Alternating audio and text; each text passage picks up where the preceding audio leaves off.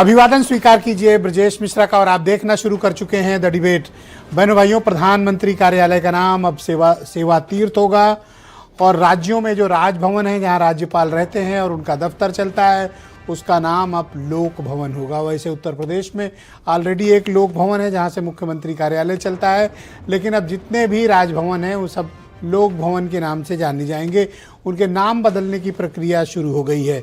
आज हम डिबेट में इस बात पर प्रश्न उठाएंगे और ये सवाल करेंगे कि क्या नाम बदलने भर से सारे काम हो जाएंगे और क्या ये नाम बदलना जो औपनिवेशिक हमारे प्रतीकात्मक तौर पर नाम रखे गए थे इनको बदलने मात्र से क्या चीज़ें ठीक हो जाएंगी और क्या सरकारों की और अधिकारियों की कार्यप्रणाली सिर्फ नाम बदल देने से ठीक होगी और क्या सिर्फ यही वो नाम है जो बदले जाने चाहिए या और भी बहुत कुछ बदलने की आवश्यकता। तो आज चर्चा इसी विषय की। बहन भाइयों, कल एक फैसला आया जिसके पूरे देश भर में चर्चा हुई कि प्रधानमंत्री कार्यालय का नाम बदल दिया गया। भारत के प्रधानमंत्री कार्यालय का नाम अब सेवा तीर्थ होगा और जो राजभवन है जो राज्यों में है जहां राज्यपाल लोग रहते हैं उसका नाम अब लोक भवन कर दिया जाएगा। ऐसा इसलिए किया जाएगा कि क्योंकि सरकार का ये मानना है कि ये जो शब्द हैं प्रधानमंत्री कार्यालय या राजभवन ये सब सत्ता यानी पावर का प्रतीक है, जबकि सरकार सर्विस यानी डिलीवरी पर ज़्यादा जोर दे रही है, सेवा पर जोर दे रही है। तो नाम बदलने की कड़ी में अभी तक जिलों के नाम, शहरों के नाम, कॉलेजों के, यूनिवर्सिटियों के नाम बदल रहे थे, लेकिन अब तो इस देश में प्रधानमंत्री कार्यालय और राजभवन का भी नाम बदल दिया गया है। इससे हासिल क्या होगा? बहन भाइयों, इसके दो पक्ष हैं। एक पक्ष है सरकार का, जिसका ये कहना है कि इस तरह के जो नाम हैं उससे सत्ता का यानी पावर का प्रतीक उभर कर सामने आता है कि ये सत्ता का केंद्र है, यह सरकार यहाँ पर बैठती तो सरकार ही है। जो औपनिवेशिक यानी जब ब्रिटिशर्स और उसके पहले जो मुगल एरा में जो भारत ने गुलामी सही है और उस वक्त के जो प्रतीक थे वो आज भी लागू हैं। सरकार का कहना है कि चूंकि अब ये सरकार का काम सेवा पर अधिक जोर है इसलिए हम इस नाम को बदलेंगे। तो नाम तो बदल गए, पहल भी अच्छी है सरकार की, सोच भी अच्छी है कि लोगों के साथ जोड़ेंगे, लेकिन बहनों भाइयों कुछ एक सवाल भी है। सवाल ये है कि क्या नाम बदल देने भर से सरकारी कार्य संस्कृति में कोई तब्दीली आएगी? क्या अधिकारी अपने कामकाज में कोई बदलाव लाएंगे? क्या प्रधानमंत्री, मुख्यमंत्री कार्यालय और राजभवन का नाम बदल देने मात्र से वहां अचानक से सबकी सेवा होने लगेगी? क्या लोगों के दुख दर्द, उनकी तकलीफें, उनकी शिकायतें आज से खत्म हो जाएंगी? बहनों भाइयों, ये ठीक है कि हमें अपनी संस्कृति की और अपने जो भारत की अपने कार्य करने की पद्धति है उसे अपनाना चाहिए, भारतीय संस्कृति को अपनाना चाहिए। बिल्कुल ठीक बात है, अपनाना चाहिए। लेकिन सर्वाधिक इस वक्त की आवश्यकता है कि आम जनता, गरीब, महिलाएं, बुजुर्ग, किसान, नौजवान, आम आदमी, पीड़ित, इनकी शिकायतों का निस्तारण भी क्या उसी भाव से किया जाएगा जिस भाव से ये नाम बदले गए।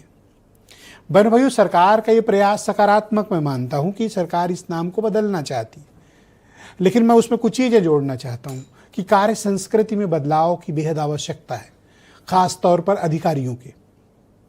चपरासी से लेकर कलेक्टर तक जो काम करने की संस्कृति है और विशेष सचिव से लेकर चीफ सेक्रेटरी तक, एसपी से लेकर डीजीपी तक, इनकी कार्य संस्कृति में जब तक बदलाव नहीं आएगा, सरकार कितने भी नाम बदल ले, सेवा तीर्थ कर दे, सेवा पुण्य तीर्थ कर दे, कुछ भी कर दे, लेकिन आम आदमी के जीवन में कोई फर्क नहीं आएगा। फर्क तब आएगा जब अधिकारियों की कार्य करने की संस्कृति में तब्दीली आएगी, अधिकारियों के काम के अप्रोच में तब्दीली आएगी। वो आम जनता के दुख दर्द को समझेंगे, उनकी शिकायतों का, उनकी तकलीफों का निराकरण करेंगे। क्या ये अधिकारी ऐसा करते हैं? बहनों भाइयों, आप किसी भी से भी सर्वे करा लें, कोई भी पॉलिटिकल पार्टी सर्वे करा ले, जनता के दुख तकलीफों से इन अधिकारियों को कोई वास्ता नहीं है, इन पुलिस वालों को कोई वास्ता नहीं है। कुछ एक अपवाद के तौर पर मैं छोड़ देता हूं, लेकिन अधिकांश इसमें ऐसे हैं जो सिर्फ ताकत के लिए, सिर्फ पोजीशन के लिए, सिर्फ पैसे के लिए काम करते हैं। तो इन्हें पावर चाहिए, पोजीशन चाहिए और पैसा चाहिए। तो इनकी कार्य संस्कृति कब बदलेगी? वैसे सलाह तो ये भी आ रही है कि अधिकारियों के पदनाम भी बदल दिए जाएं, जैसे मुख्य जिला सेवक यानी जिला अधिकारी, एसपी का पद भी बदला जाए, अपर मुख्य सेवक रखा जाए एसीएस का नाम। ऐसे नामों में तब्दीली लाइए। ये दम्भ, ये घमंड, ये पद पोजीशन का जो अहंकार है, ये पदनाम के साथ है। अगर ये पदनाम बदल जाएगा तो कुछ तो इनके अहंकार का जो इनका दम्भ है वो कुछ कम होगा, क्योंकि यही अधिकारी है जो डिलीवर करते हैं। कोई प्राइम मिनिस्टर या मुख्यमंत्री या मिनिस्टर अकेले किसी व्यवस्था को डिलीवर नहीं कर सकता। वो निर्देश दे सकते हैं, पॉलिसी बना सकते हैं, लेकिन अंत में काम इन्हीं अधिकारियों को करना है। तो इनकी कार्य संस्कृति में कब बदलाव आएगा, और मैं ये सलाह देता हूं सरकार को कि इनके पदनाम फौरन बदल दिए जाएं और इनके सबके पदनामों में सेवक और सेवा तीर्थ जैसी चीज़ें या पुण्य जैसी चीज़ें या पब्लिक सर्वेंट जैसी चीज़ें ऐसी जोड़ी जाएं, ताकि ये जो पोजीशन का घमंड है ये टूटे और वो जनता के बीच जाकर बराबरी पर खड़े होकर जनता की तकलीफ़ों को सुने, जाने, समझें और निराकरण भी करें। तो कुछ बयान सुने। जन कल्याण, जन सेवा और जनता ही जनार्दन है, इस विचार को मजबूत करने के लिए प्रधानमंत्री निवास को सेवा तीर्थ, राजभवन को लोक भवन करने का फैसला प्रधानमंत्री जी का सराहनीय है। अरे काम भी करेंगे, नाम ही बदलते रहेंगे। कुछ काम करना नहीं है, नाम ही नाम बदलने। इनको नाम बदलने से समस्या नहीं, काम तो करें। ये नाम ही नाम बदल रहे, तीर्थ करा रहे। तीर्थ करेंगे, क्या तीर्थ कर देंगे? वहां लोगों का भला करें तो तीर्थ होगा, लोगों का भला ही नहीं होने तो क्या तीर्थ होगा? पहले शहरों के नाम बदले गए, रेलवे स्टेशनों के नाम बदले गए, अब राजभवन के नाम बदले गए। अब इंतजार रहेगा कि कब लाल किले का नाम बदलते हैं। ये लोग नाम बदल करके और इसकी चर्चा करा करके जनता के सरोकार के जो मुद्दे हैं उन मुद्दों से ध्यान हटाना चाहते हैं।